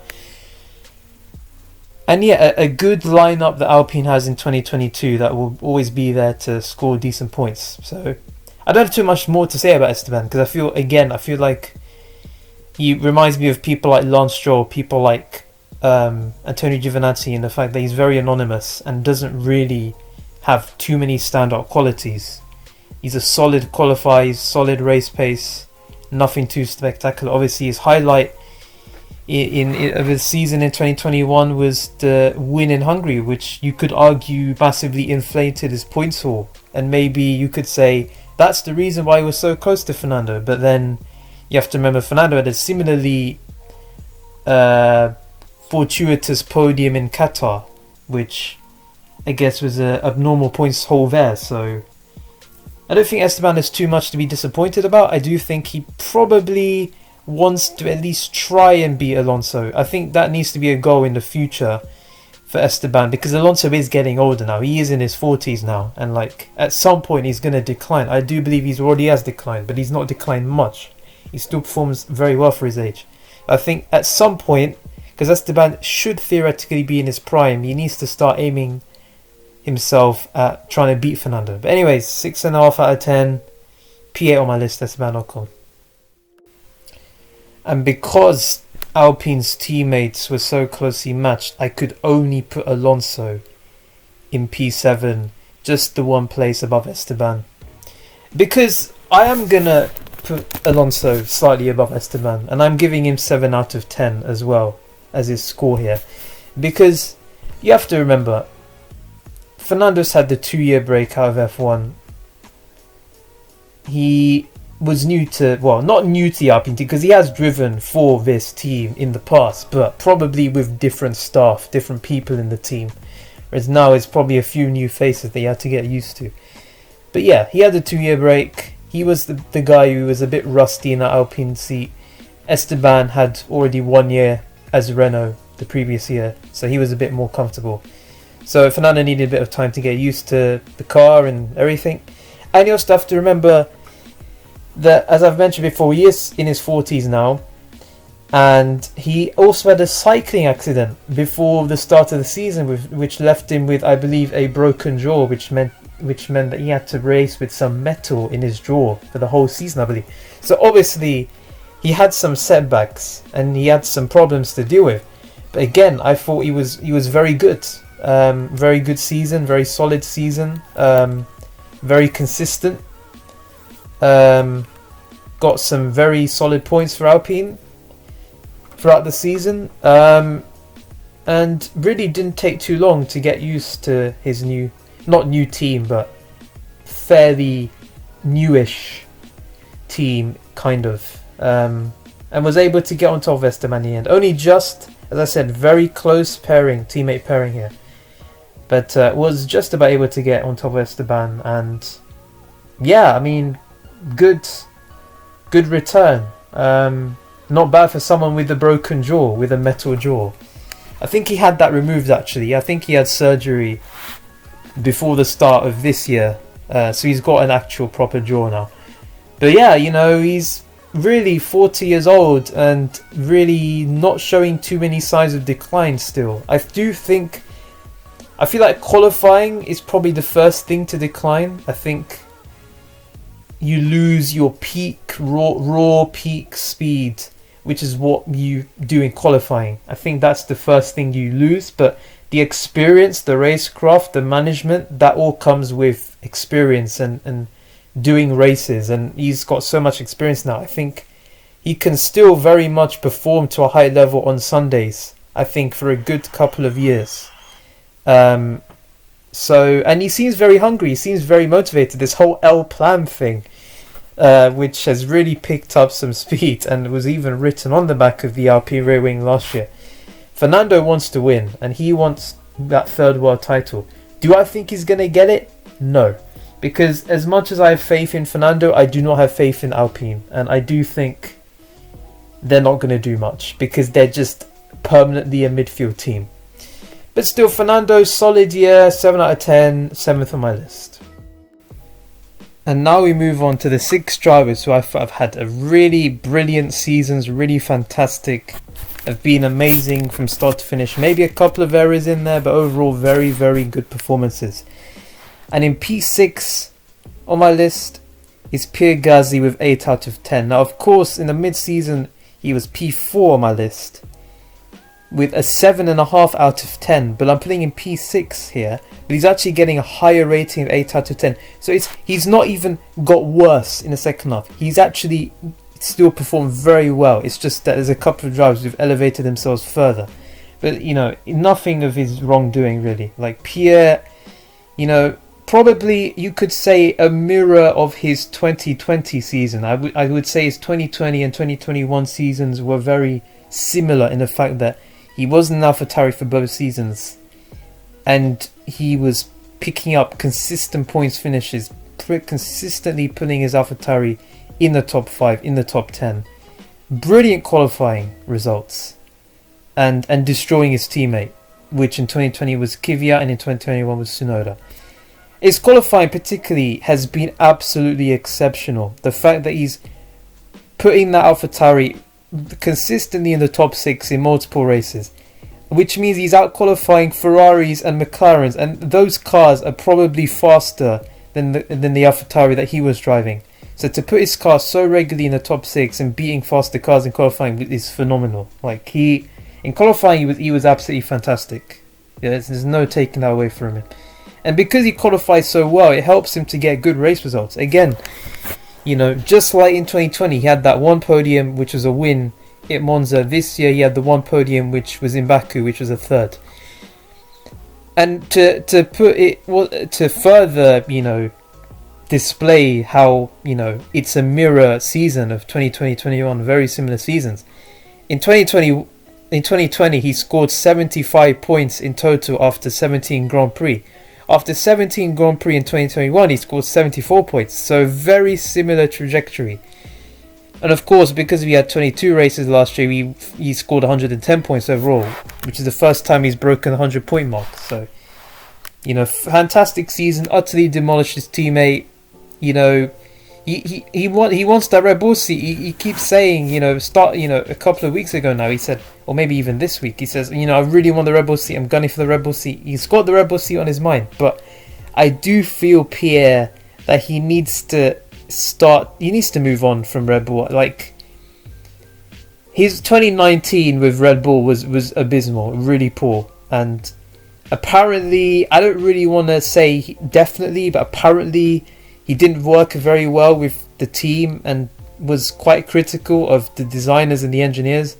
I don't want to say that actually happened, but apparently, according to rumours, he had some beef with Newey or management. And I do think because, he didn't perform well and apparently he didn't have a good relationship with the team, he needs to move on from Red Bull. He's a quality driver, really good driver, but I think for himself, he needs to give himself inner peace. I think if he moves on for Red Bull, he can feel better about himself, feel better about his career. It's okay if you're never able to make it into a top team. AlphaTauri is still paying him a shit ton of money, and he gets to drive a fast car every few weeks. It's a great job. Like, he has a great life. If he really wants to move teams, I would suggest, honestly, either gun for that Mercedes seat, because at some point Lewis Hamilton is going to retire. He's 37, he's near the end of his career. I don't think he wants to race in his 40s. Either, set yourself a Mercedes seat, or maybe an Alpine seat, because he is French. Alpine's a French team. Maybe when Fernando retires, he could get there, although I do think they'll put Oscar Piastri in there. But I just think he needs to move on to Red Bull, because he's a great driver, he deserves a good seat. But Red Bull is not the seat, it's not the team for him, he needs to move on. And I think him constantly going on about Red Bull is not very productive. But still, driving wise, he's done very well. 8 out of 10, P6 on my list. Bravo, Pierre Gasly. And now for the driver who's probably lost the most positions in his overall ranking compared to the mid-season ranking. And again, I don't really think it's his fault, but it's Lando Norris with an 8 out of 10. Now, in my mid-season, I actually ranked him number 1 on my mid-season list with a 9 out of 10, whereas here he's going to get 8 out of 10 overall. Again, I don't think he's actually gotten that much worse. But his first half of 2021, people kind of forgot, was absolutely exceptional. The fact that he only finished out of the top 5 once and scored points in every race, 3 podiums, probably should have scored points in every race in the first half of the season. Because he got very unlucky with being taken out at the first corner at Hungary, because Bottas went bowling. So that was not his fault. But because his first half was so good, it almost makes his second half disappointing. And it isn't really disappointing, because he scored points in every round in the second half of the season except for Spa. And one of them was a P2 at Monza. And he could have won if he was allowed to fight his teammate. It was a very good performance for the whole season for Lando, and probably his first season where I feel like he truly showed himself as a top driver, because 2019, many people were like, that was a very good season, amazing season, great rookie season. I'm like, Lando Norris is a bit overrated, He's quite an overrated driver. People are praising him so much for what I would have described as quite an average rookie season. Yes, he was very unlucky with several reliability issues that were not his fault. But still, he was convincingly beaten by Carlos Sainz. Convincingly. 2020, he closed the gap to Carlos Sainz by a very big margin, to be fair. He was only a few points behind him in 2020 compared to 2019. But again, he was good in 2020, but not blowing my head off. But this year, to beat Daniel Ricciardo, who before last season was consistently praised as a top 5 driver, one of the best drivers on the grid, to destroy him in such a margin throughout the season was, a big shock, because a few people expected that. And, as I said, brilliant performance throughout the whole season. Yes, his second half of the season, he was finishing kind of lower end of the top 10 more consistently, whereas the first half of this season, he was finishing more convincingly in the top 5. So, performance dropped off, but I don't think it was him who dropped off. I think it was more the car that dropped off, because Ferrari took a big step forward in the second half of the season, because they brought in a new engine, which propelled them, because they were languishing in 4th place. They didn't really look like they were going to beat McLaren this year, but second half, they improved their performance and usurped McLaren, which explains why McLaren fell down a little bit with their drivers. And AlphaTauri as well, I think Pierre, again, also put himself up there. But yeah, Lando, honestly, an incredible season, and for the first time really, I felt like I had to eat my words, because I did say overrated driver after this first 2 seasons, but honestly after last season, I don't think he's overrated anymore. I think he deserves all the praise he gets for that, because he was phenomenal. And for me now, he secured himself as a long-term prospect for McLaren and showed himself why he was so highly rated. So honestly, all Lando needs to do is just keep doing what he's doing. And I have no doubt he's going to beat Daniel Ricciardo this year as well. I have no doubt in my mind he's going to do the same thing, because he's performing very well. So P5 on my list, 8 out of 10. Great season by Lando Norris. And in P4 on my list with 8 out of 10. In my mid-season ranking, he was P5 with a 7. So I do feel, overall, he had a very good season. Is Charles Leclerc. And honestly, you could make an argument that he should be P3. Because, in front of his teammate Carlos Sainz. Because, sure, if you look at the points, yeah, you can say, oh, you know, Carlos Sainz beat Charles Leclerc in the points, but if you look at the actual individual races in the season, you will see that Charles, he beat Carlos overall head-to-head in the races and in qualifying. But obviously, considering that Charles, that was his 3rd season at the Ferrari team, so obviously he was more comfortable in the team.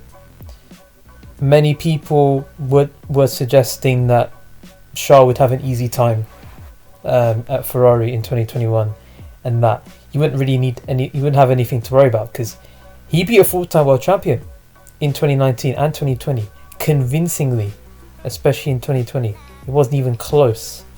4-time world champion Sebastian Vettel. If Charles beating 4-time world champion, he's got nothing to worry about, right? Carlos Sainz, he's just a midfielder. He's had some good seasons, but nothing truly spectacular. But Charles, he had a tough time with Carlos as his teammate. Never really was able to fully assert his authority. They were very evenly matched. I would say overall, particularly on a Sunday, Charles more often than not beat Carlos. In qualifying, Charles overall was the faster driver. But it is interesting to see that in the last 5 races of the year, Carlos actually out-qualified Charles in 4 of them. Which shows that he was actually slowly getting to grips with the car, Carlos. Towards the end of the year, as he was more experienced in that Ferrari team. So Charles Leclerc, I would say, was probably the unluckier driver overall, particularly when he was taken out of Hungary by Lance Stroll. If he wasn't taken out in Hungary, then he outscores Carlos. So could argue if he outscored Carlos, I would say more of the limelight would be on him because he lost. And you have to remember, this is probably, I'm pretty sure, the first time that Charles has actually ever been outscored by a teammate ever in his single-seater career. Forget F1, his single-seater career, I don't think he was ever outscored by a teammate until last year. Definitely his F1 career was never outscored. So I think Charles probably realised he's not going to have it as easy as he thought.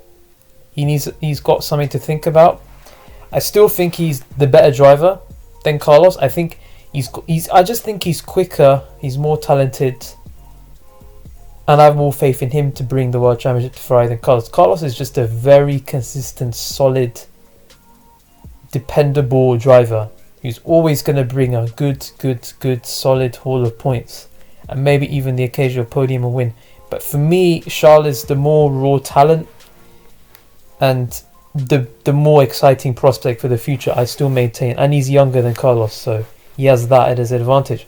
But as I said, if he wants to really assert himself as the number one at Ferrari, he needs to dominate Carlos in a more convincing fashion than he did last year, particularly considering he was the guy who knew the team and Carlos needed time to adapt to the team. So for me, yes, maybe you could argue should put Charles ahead of Carlos, but overall, because Carlos is so close to Charles, I'm going to have to say that Leclerc is P4 behind his teammate with an 8 out of 10.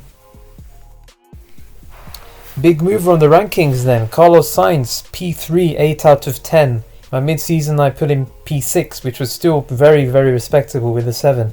So he's also improved. I think Ferrari, both drivers generally have improved throughout the year, and I think a big part of that was the car as well improving.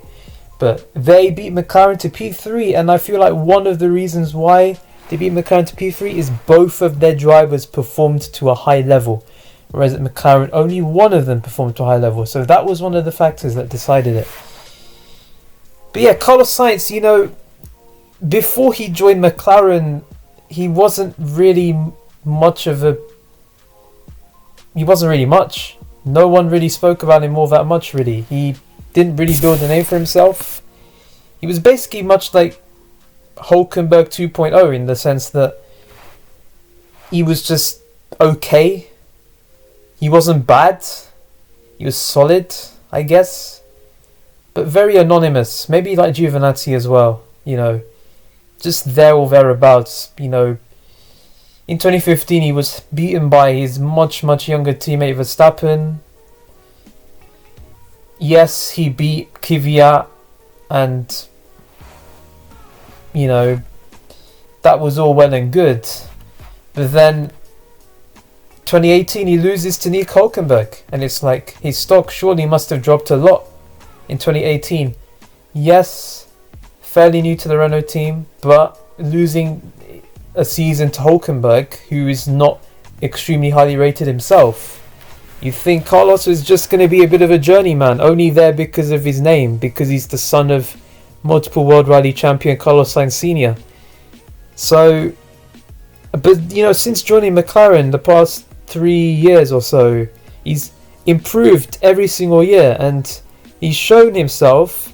The fact that he's driven for Toro Rosso, Renault, McLaren, Ferrari, all in a very short span of time, 7 years, and getting up to speeds quite quickly, shows that he's extremely adaptable, much like his compatriot Fernando Alonso, in the sense that, you know, he came into Ferrari last year. You know, Leclerc just came off a season of destroying full-time world champion Sebastian Vettel. I don't think anyone expected Carlos Sainz to get anywhere close to Charles. But the fact that he barely took any time at all to adapt to that Ferrari, when people like Ricciardo took over half a season to adapt to his McLaren, and Seb took a good 4-5 races to adapt to his Aston Martin. You know, the fact, you know, all that. And Carlos, you know, it seemed like almost immediately he was up to speed with that Ferrari. And seemed a very hard-working, determined driver who wanted to help bring Ferrari back to the fore, and was much closer to Charles than anyone would have expected, outscoring him even. He's on a roll of outscoring all his teammates since 2019 now, you know. And who would have thought that after he lost Hülkenberg in 2018? I don't think many people did, but his stock is rising and rising and rising continuously. And it's really highlighted in the fact that he was on the run of 15 consecutive points finishes. You know, from the Styrian Grand Prix all the way in the summer up to Abu Dhabi, the last race of the year, 50 consecutive points finishes, and only finished outside the points twice the whole season.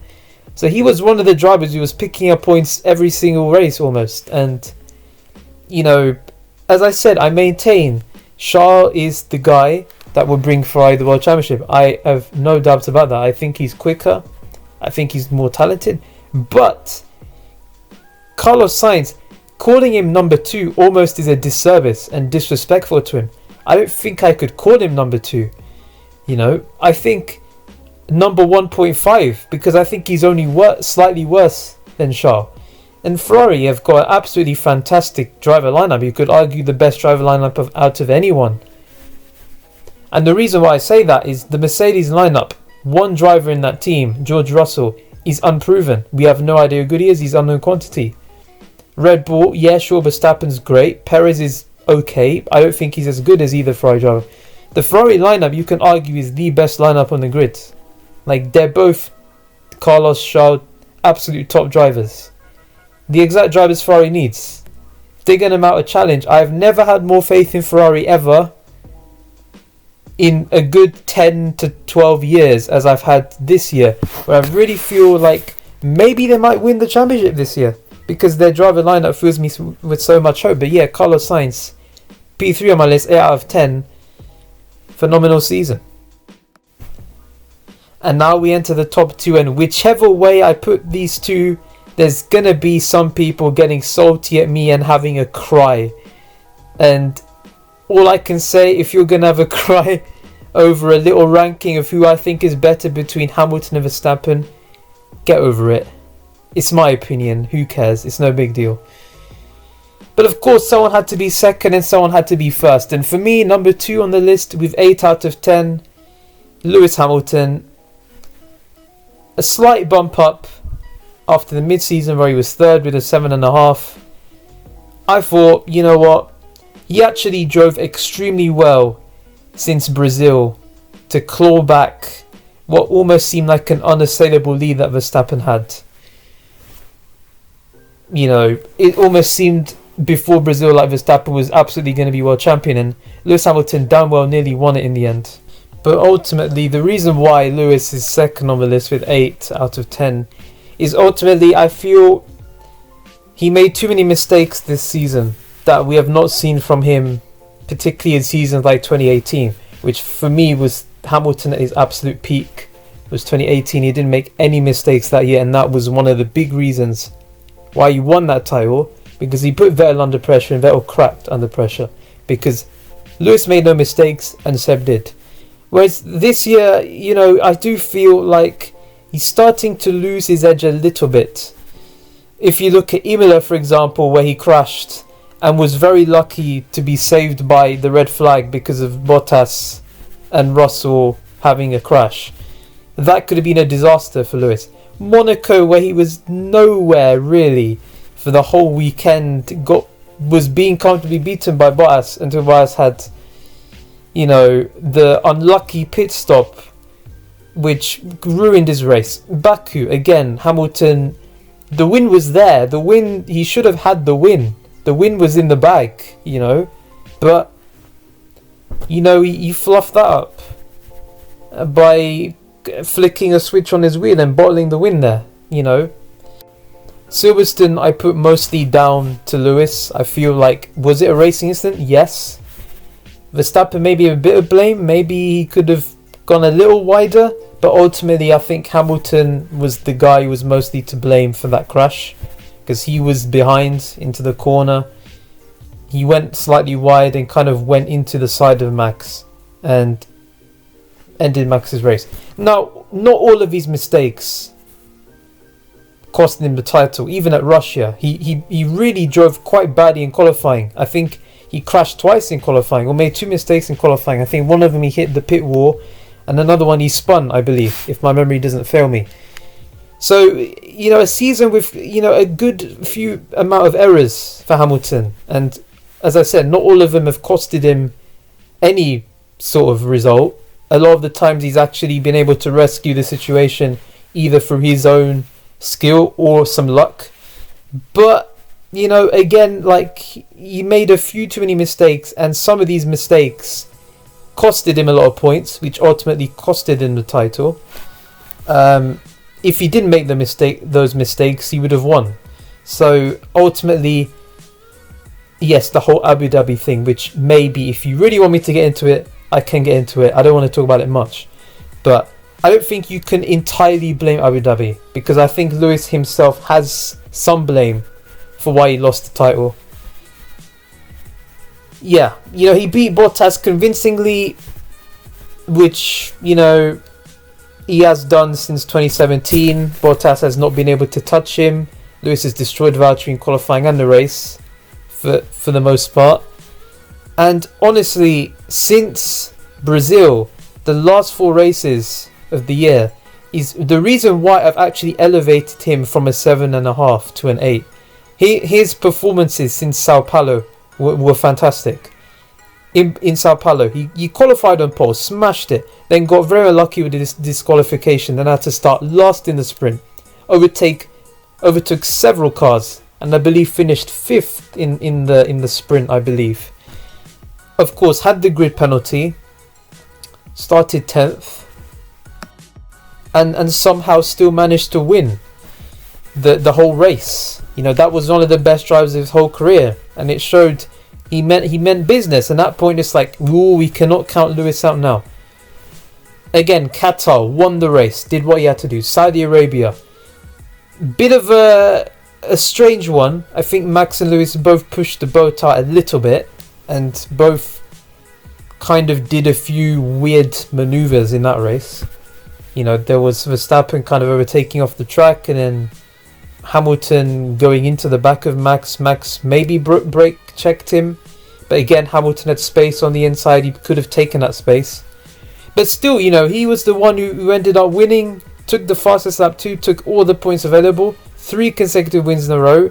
Abu Dhabi, yeah, I think he qualified P2, but in the race he was absolutely fantastic, and should have won, deserved the win there. So it would have been four wins in a row, and the way he ended the season was it just showed us why Lewis Hamilton is the driver he is, why he's so good, why he's won all these things. Because when the pressure gets going, he can perform extremely well, and damn well nearly won the title. And if he had won the title, fair play. Unfortunately, for circumstances out of his control at the end in Abu Dhabi, that didn't happen. But again, we'll get into that later. I don't really want to talk about it, to be honest, because I've heard it so much now. But yeah, Lewis, 8 out of 10, P2 on my list. And for me, the best driver of 2021, the world champion, with a 9 out of 10, is Max Verstappen. And yeah, for me, he was just the most consistent driver of the entire season, you know. Well, out of anyone who was capable of winning Grand Prix, that is. He showed incredible consistency in the sense. In 18 out of the 22 races, he finished either first or second. And for 4 races, he had a bit of a mare. But 2 of those races were not even his fault. And I would say he had the worse luck than Lewis overall. The tyre failure in Baku, very unfortunate. Deserved the win there. Was leading. He wasn't even pushing that much, really. He was, you know, just doing what he needed to do, maintaining a gap to Perez. Unfortunately, the tyre blew. Deserved the win there. Hungary, he got taken out by Bottas at the start. So I would say overall he had slightly worse luck than Hamilton. I know in Abu Dhabi he got extremely lucky, but overall I would say that Max was the most consistent driver who finished on the podium many times. Barely as any time was he off the podium, and made less mistakes. I would say Italy was mostly his fault, because I think he should have left Hamilton a bit more space. Actually, no. What am I saying? No. He kind of got a little bit ambitious with his passing attempt, mounting the curb and putting his car on top of Hamilton's. So I would put that incident mostly on Max. I think he probably could have waited maybe for a better opportunity. I think he got a little bit desperate in that move. So I would put Italy mostly on Max, and he got a penalty for that. So the FIA agreed there. And for the first time, really, in Saudi Arabia, he could have had a phenomenal pole position, but he crashed in the last corner, and it was like, that was for me the first time where Max showed that he was starting to feel the pressure, because I felt he was overdriving the car as well. Also in Sao Paulo, when him and Hamilton had a fight, and one of the incidents, Verstappen just completely pushed Hamilton off the track and himself off the track, and that should have been a penalty for Max, but it wasn't. It should have been. So for me, towards the end of the season, Max was starting to feel the pressure, and you know, starting to overdrive the car and doing whatever it took to win. Some of his maneuvers were quite dirty, I would say. But again, you know, racecraft might have been dodgy, but I still maintain he was the most consistent driver of the season. Did he deserve this title? Well, that's another story. I think he was the best driver of the season, deserving the title. Frosty one, because the FIA, obviously in Abu Dhabi, we all know what happened. You know, there was a safety car period because Latifi crashed. In normal circumstances, Michael Massey probably would have either not let any lap cars through and just brought the safety car in one lap where they will cruise to the end in the same positions, or let all the lap cars through. But then we might not have had the safety car coming in, because there might not have been enough time. but we could have easily have finished under the safety car, or we could have had a red flag. But what he did basically was only 5 cars were allowed to unlap themselves, and they happened to be the cars in between Lewis and Max. And for me, that's just blatant manipulation of the rules. Clearly for me, it was them trying to manufacture a result to have a entertaining ending to the Grand Prix and wanting a one-lap shootout. Which, can you call F1 a sport at that point if you're going to do that? Probably not. Because at that point, it felt like WWE, and I hope that this is not the only championship that Max Verstappen wins, because if it is the only championship that Max Verstappen is going to win, then he will forever be labelled as an illegitimate world champion, or a kind of paper champion. And I think it's unfair on Max, because what happened in Abu Dhabi was not Verstappen's fault. Both Max and Lewis were just innocent parties. Kind of, you have to feel bad for both of them, because the FIA was the ones who made a mess of the whole thing and just embarrassed themselves, but I'm sure Max deep down probably feels it's not the way he wanted to win the title, really, and he probably wants at least one more title to prove to the fans that he can win championships on merit. And I fully believe that he can, but some fans were feeling a bit unconvinced after what happened in Abu Dhabi, which was, absolutely ridiculous ruling by the FIA stewards there. So, as I said, best driver of the season, yes. Am I happy for him that he won the World Championship? Sure. But was the way he won it proper? I mean, look, it was one race out of 22. If you look at the whole season, there's, 17 races where he drove very well. And a few where he got extremely unlucky, and then a couple where he made mistakes. But, that's part of the sport. Okay, Abu Dhabi wasn't part of the sport, really, the way that happened, but everything else was. And, yeah, I think it's unfair to either driver, really, for what happened. But ultimately, we have to move on and make sure that this does not happen ever again, because if it does happen ever again in the future, then we have to question ourselves, are we watching a sport or are we watching a scripted TV show? But anyways, I'm not going to talk too much about Abu Dhabi. But yeah, Max Verstappen, 9 out of 10. Best driver of the season for me. And you have number 1 on this car. It's nice to see number 1 back on an F1 car. So that's going to be good to see. So yeah. Now we're done with driver ratings, it's time to look at what I think have been the best and worst moments of the second half of the season, and probably just the whole season, really. So, of course, we've already talked about Perez's brilliant defensive drives in Turkey and Abu Dhabi against Lewis Hamilton, which has kind of earned him the nickname Minister of Defence, which I think is very fitting, especially in the way, not only did he successfully defend against Hamilton for a long period of time in both situations, but the manner of which he did it was extremely clean. Didn't make too many rash moves and barged Hamilton out of the way or any of that. It was just very firm but fair defence. Textbook defence, if you ask me.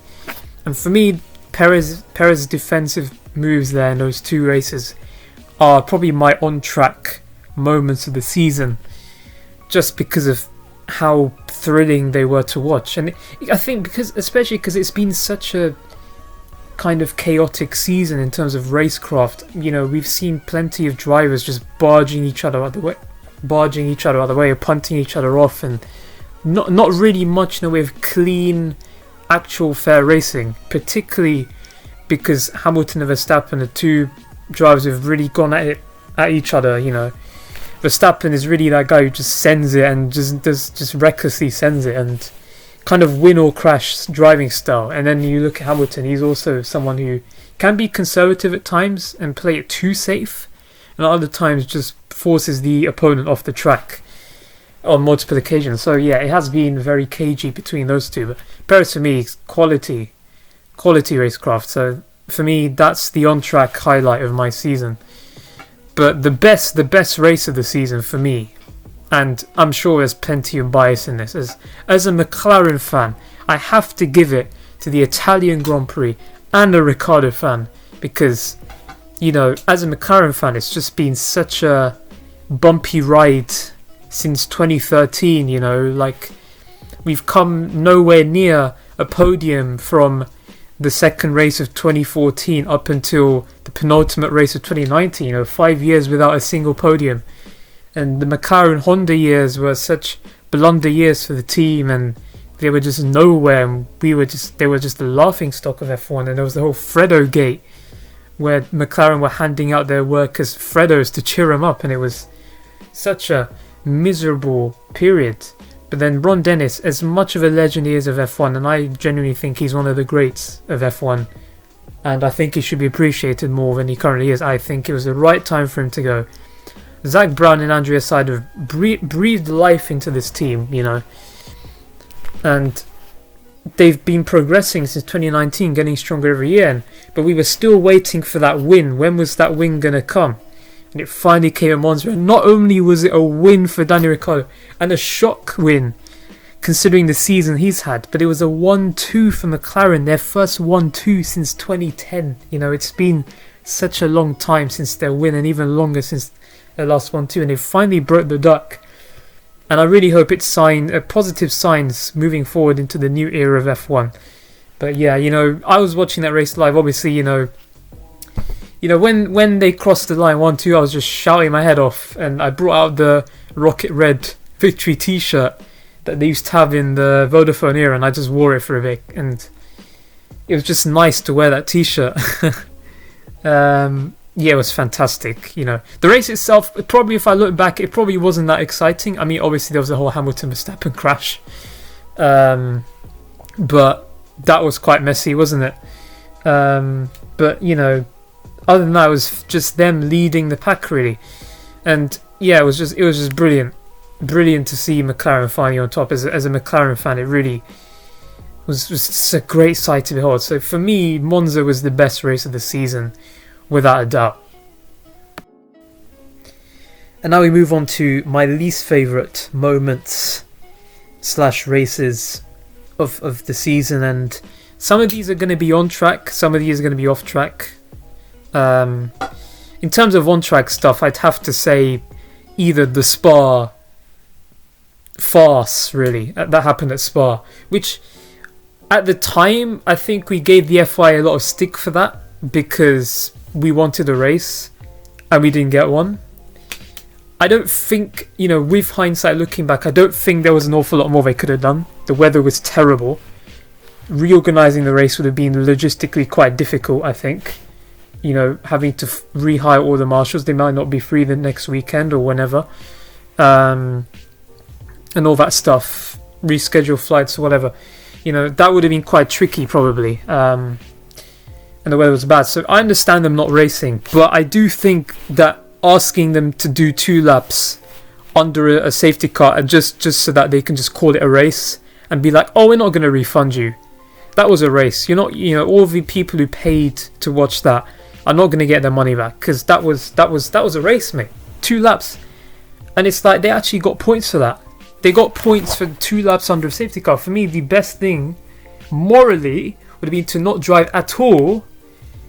Just cancel the race and refund the money. But obviously, look, we live in the real world, we don't live in a fantasy world. Of course they were always going to do this. They need their money, they need to make a profit. F1 is expensive. But obviously I feel sorry for all the people who actually went to that race and didn't get anything from that, because you deserve something. But so yeah, Spa wasn't great, and the fact they got points for it as well wasn't great. And then, you know, the whole Abu Dhabi thing, which ties in with another thing that I've really been annoyed about, not just Abu Dhabi, but for the whole season, really. You know, the FIA screwed up. I'm not gonna, honestly, it's been spoken about so much, I'm not gonna go into it. You know, all I'm gonna say is I disagree with what the FIA did, and I think it was totally wrong. They didn't follow the rules properly at all. It was a farce. But personally, I've moved on from it. I'm not going to dwell on it as long as it doesn't happen again in the future. If it happens continuously in the future, then I will get annoyed. But for now, I'm like, okay, it's happened once. I'm going to move on. But yeah, that wasn't great. Obviously, something I'll talk more into my 2022 preview, which I'll do after this segment. They've brought in a new system of stewarding, which is great. But yeah, the whole Abu Dhabi thing wasn't ideal. But then just off track, for me, the thing which has kind of ruined my love for the sport more than anything else is not even anything to do with the sport. It's just been the Hamilton fan base versus the Verstappen fan base constantly going at each other's throats throughout the entire season and making social media a toxic place for everyone who just wants to enjoy the sport and have fun and just be a neutral. Like, at times I've laughed at some of the brain dead takes I've seen from both fan bases on Twitter, and a few other fan bases too, who want to either support Hamilton or Max in this particular situation, just to support whatever agenda they have. But for the most part, it's just been so tiring and just exhausting and just really silly, and just downright toxic how some of this has gone down, and it's kind of killed my love for F1 a little bit, I can't lie to you. So honestly, for me personally, I just have to spend less time on social media because it's a fucking shithole, and it's like these people are taking this sport way too seriously. Like, you all need to calm down, mate. It's not that deep. It's just cars going around in circles every fortnight. It's not that deep. So yeah, for me, those are probably the worst moments of the season, if I was to look back on it.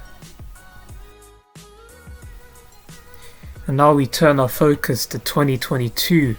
Of course, the season we've all been waiting for, with brand new regulations, these new cars that we've been waiting for since 2019 is when they were first announced. It's been 3 years of waiting, Obviously, they would have made their debuts last year, but because of COVID, they had to be postponed by a year. So that explains the slightly abnormal wait.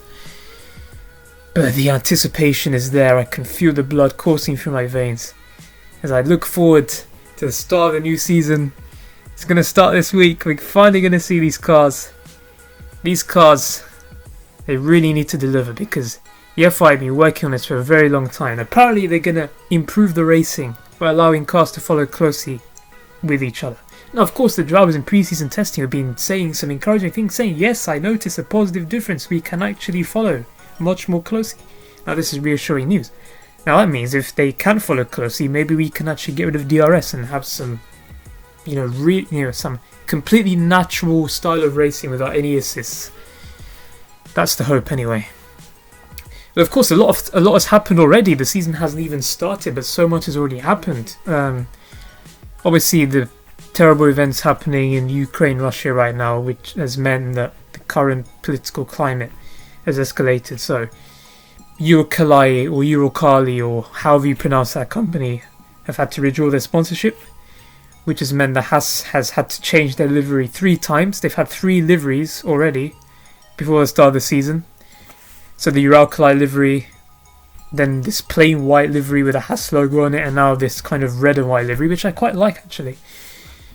Nikita Mazepin's lost his seat because he was never a good driver anyway. He was only there because of the money. Now he's lost the money, he's not in the seat anymore. Kevin Magnussen's made a return. Kevin Magnussen, he has made a return. A driver who I always felt did not deserve to lose his seat, so it'll be nice to see him back. He's a proper racer, that guy. He really gets his elbows out, which is what we like to see. Always fights for his position, which is good.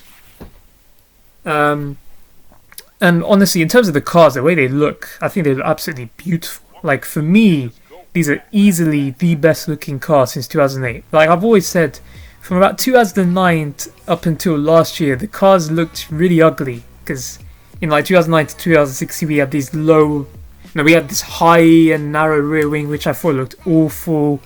And we had these stepped noses in 2012 that looked a bit weird, and then we had the dick nose in 2014 that looked disgusting. Then we had thumb noses for the rest of the era, and these crazy barge balls that look weird, and the cars were just getting really big and clunky and boxy in kind of the last couple of years, and it looked a bit ugly really. For me now, these cars are properly modern and graceful and sleek, you know, and I love the whole ground effect thing. And yet my only complaint with these cars, the way they look, is the front wings quite high off the ground for some of them, which looks a bit odd. But apart from that, I really like these cars, and the whole front wing thing, I can get used to that, it's fine. So I'm excited, you know. I will be ranking the liveries in a separate video from worst to best, and there's a lot of liveries to rank this year. A lot of liveries. We haven't even started the season yet. I think we're pretty sure we've already had like 14 liveries now. It's mad. That's mad. But yeah, also in terms of, I'll just do a little prediction. I don't want to make a prediction video. I'm not that kind of guy. Prediction videos are really my thing. Not knocking anyone else who does it, by the way. They're just not my style. I'm just going to say, for me, I think Ferrari is going to win the Constructors' title this year. And I think Charles Leclerc is going to win his Drivers' Championship. His first one. Yes, I know, bold. Ferrari haven't won anything since 2008. But I'm feeling something. I'm feeling something from Maranello. Something's cooking. I feel optimistic for this team for the first time in well over a decade. Like, they finally stopped being political. You know, we've had so much toxic political BS with Ferrari the past few years. I feel like they've finally stopped that. They've realised that's not going to work. Actually get your head down and do stuff. And they've come with a very interesting looking car. Now, I'm no aero expert, so I'm not going to pretend what's a good car and what isn't. I'm just saying it looks interesting. And for me, chassis-wise, the Ferrari is the beautiful chassis-wise. I'm not going to say anything about the livery because I'm saving that for my livery ranking video. I'm talking purely the way the car looks. But yeah, I think Ferrari is going to be the best team, and I think Haas will make some progress. I feel good about Haas because they worked on that car for a while. They better be a good midfield team because they spent ages on that car, so they need to be a good. I feel like Alfa Romeo will be the worst team, mainly because they're just anonymous. They don't really show much, you know. I feel like they don't really have much enthusiasm or motivation, you know, or passion. Like, they're always near the back. So for me, I think Alfa Romeo is going to be the worst team. I think Ferrari is going to be the best team. Mercedes will probably be up there as always. I feel like they're sandbagging again. They're saying, "Oh, our car's shit," and no. I'm sure that's just BS. Red Bull looking good, but I actually thought before pre-season testing, I was going to say Red Bull's probably going to build a stinker this year because they put so much effort into last year. That felt like they were going to start this year on the back foot, but they're looking good in testing. But obviously it's testing, so you can never make any logical conclusion. And lastly, it'll be quite interesting to see the whole, you know, the driver pairings, because Ferrari potentially have a championship winning car this year. Is that rivalry? Is that driver pairing going to get frosty and a bit tense? Is the Mercedes driver pairing going to get a bit frosty and tense because George Russell's coming in? We don't know how well he's going to do. But yeah, there's so much to look forward to in 2022, and I'm really excited, particularly with the new stewarding system as well that they've introduced this year. Obviously, Michael Massey has been sacked, and he was regarded as the architect of Abu Dhabi 2021, which was a shambles. He's gone, so he's not going to be race director anymore. We've now got two people in that job, Eduardo Freitas, and I can't remember the name of the other guy, but apparently they're going to be really strict on their rules, and they're going to actually enforce track limits properly, as in the white line is the track limit, which is what it should always be. Whatever reason the FIA have done this bullshit, which is like, oh, you know, sometimes the white line's limit, sometimes it's not. I never understood that. Make it black and white, you know. The rules are far too vague, so I'm pleased about that. And they're going to do some kind of VAR style system of assessing incidents, whatever it is. I think it's a very encouraging new system, and hopefully it works, because the stewarding's been under quite a lot of scrutiny recently, so hopefully it works. But yeah, we have to wait and see. That's going to be quite interesting to see that. But yeah, honestly, you know, I'm buzzing, you know, for the start of the new season. I think it's going to be a good one. So yeah, who knows what 2022 might hold, but it's going to start. It's going to kick off this week.